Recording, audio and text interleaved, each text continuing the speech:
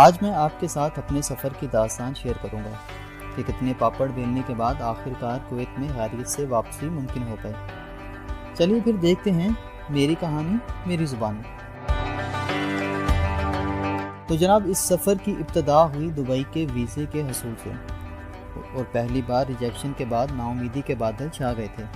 लेकिन फिर अल्लाह के करम से दूसरी कोशिश में दुबई का वीज़ा इशू हो गया और फिर मैं घर से रवाना हुआ एमिरेट्स एयरलाइंस के ऑफ़िस की तरफ, जहां से मैंने अपनी टिकट को रीस्केड्यूल किया और फिर इसके बाद अगला मरहला था PCR करवाने का, जो कि चुगताई लैब से करवाया और मुख्तसर सामान के साथ घर से रवाना हुआ, और वो भी पूरे 7 माह के बाद। और वो सब कारीन जो मेरी तरह पेंडेमिक में अपने अपने मुल्क से कुवैत वापसी के मुंतज़िर हैं, बेहतर तौर पर जानते हैं कि वापसी के वक्त जज्बात और एहसासात बयान नहीं किए जा सकते।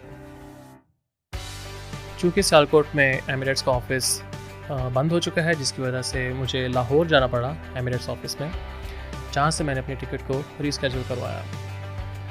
तकरीबन 15 से 20 मिनट लगे होंगे और वहाँ से मैं अपनी टिकट लेके जब रवाना हुआ तो अगला मरहला या अगली मंजिल PCR टेस्ट करवाने का था, जिसके लिए मुझे वापस सियालकोट चुगताई लैब पर आना पड़ा।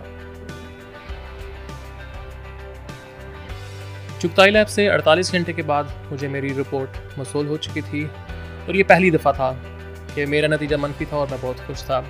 और मुकर्रर दिन के वक्त मैं घर से रवाना हुआ और पहुंचा सियालकोट इंटरनेशनल एयरपोर्ट पर, जहां पर सिक्योरिटी इश्यूज़ की वजह से वीडियोस बनाना मुमकिन नहीं था। वहां पर जाते ही आपका कोरोना टेस्ट जो रिपोर्ट थी वो चेक की गई और आपको एक डिक्लेरेशन फॉर्म मिलता है जो कि आपने फिल करना है और उसे आपने दुबई एयरपोर्ट पर सबमिट करना होता है।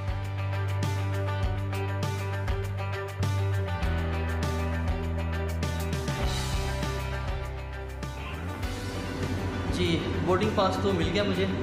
अब इंतज़ार है तो टेक ऑफ का, देखते हैं कि अभी कब तक होगा। तकरीबन 1 या 1.5 घंटा अभी बाकी है मेरे पास, तो वेटिंग रूम में बैठा हूँ मैं अभी।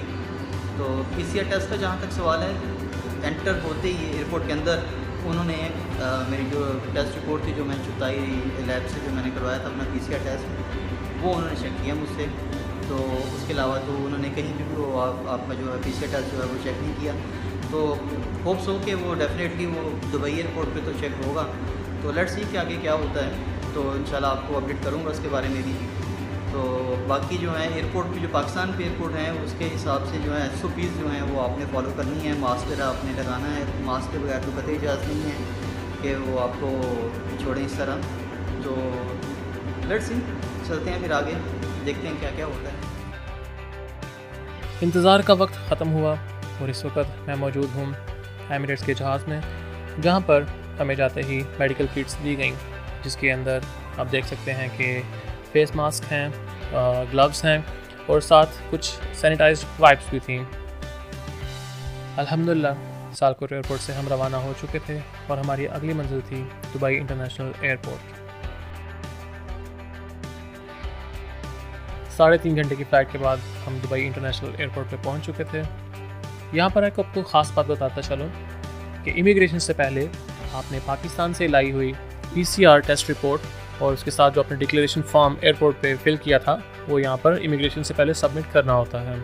और आपको ये भी बताता चलूँ कि यहाँ पर आपका ऑन अराइवल दोबारा से कोरोना टेस्ट किया जाता है और वहाँ पर आपको दुबई का मोबाइल नंबर देना होता है, जहाँ पर आपको रिपोर्ट मौसूल की जाएगी। अगर आपके पास दुबई का नंबर नहीं है तो परेशान होने की ज़रूरत नहीं है, आप अपने किसी दोस्त या अपने करीबी अजीज़ का नंबर भी दे सकते हैं।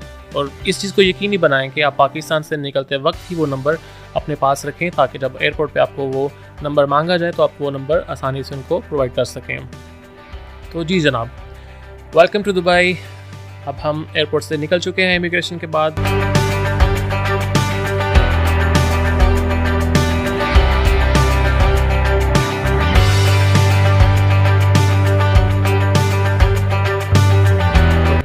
ये हमारा होटल का कमरा है, जहाँ पे हमने अगले 17 दिन गुजारने थे।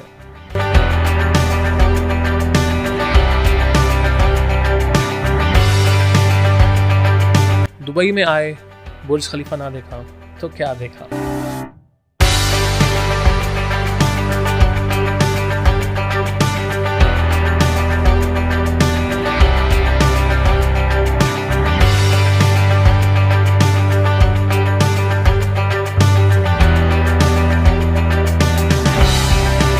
दुबई से कुवैत रवानगी से 48 घंटे से पहले आपको अपना कोरोना टेस्ट दोबारा से करवाना होता है, जो कि आप किसी भी डेडिकेटेड हॉस्पिटल से करवा सकते हैं और आपको रिपोर्ट 24 से 48 घंटे के अंदर अंदर मौसूल हो जाती है। तो 17 दिन जो है वो दुबई में जो है वो कंप्लीट हो चुके हैं हमारे, और अब हम जो है कुवैत के लिए निकल रहे हैं।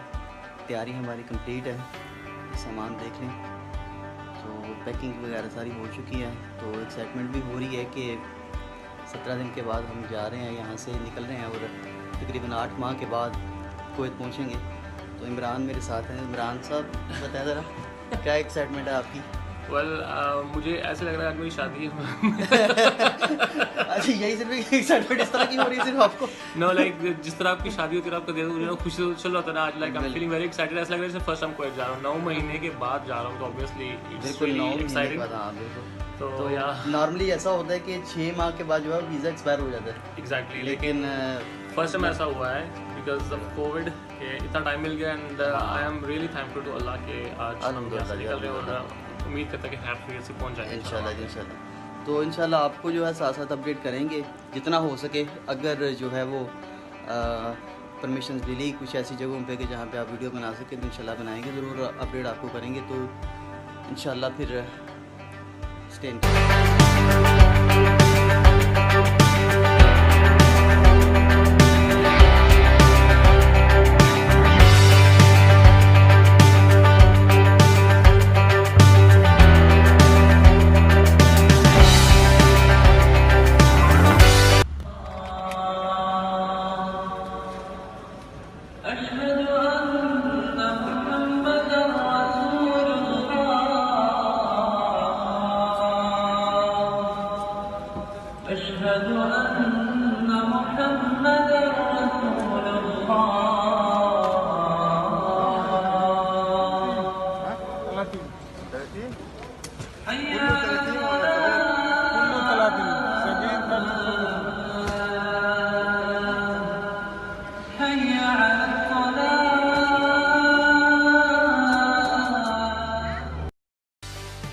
अल्हम्दुलिल्लाह वो दिन आ चुका था जिस दिन हमें कुवैत के लिए रवाना होना है।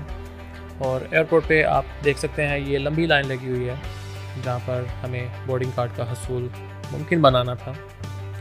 और यहाँ पर आपकी 2 चीज़ें चेक की जाएंगी।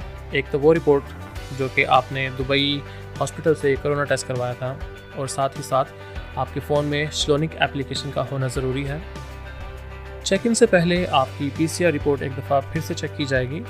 उसके बाद आप अपना बैगेज बुक करवाने के बाद वेटिंग लाउंज में जा सकते हैं।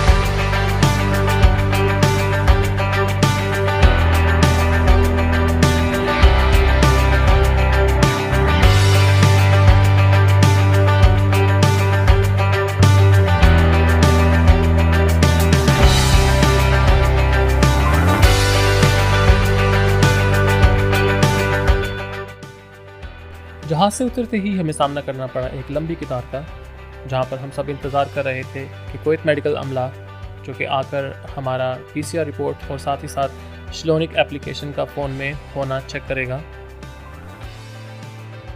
इंतज़ार थोड़ा लंबा था, लेकिन ये इंतज़ार उस इंतज़ार के मुकाबले में बहुत कम था जो कि हमें पाकिस्तान में रहते हुए करना पड़ा।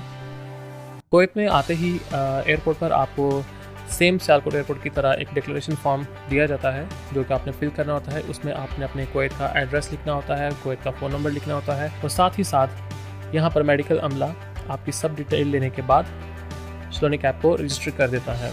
आपको बताते चलें कि श्लोनिक एप्लीकेशन का मकसद क्या है। जब आप घर पहुँच जाएंगे उसके बाद आपको 14 दिन के लिए क्वारंटीन करना होगा।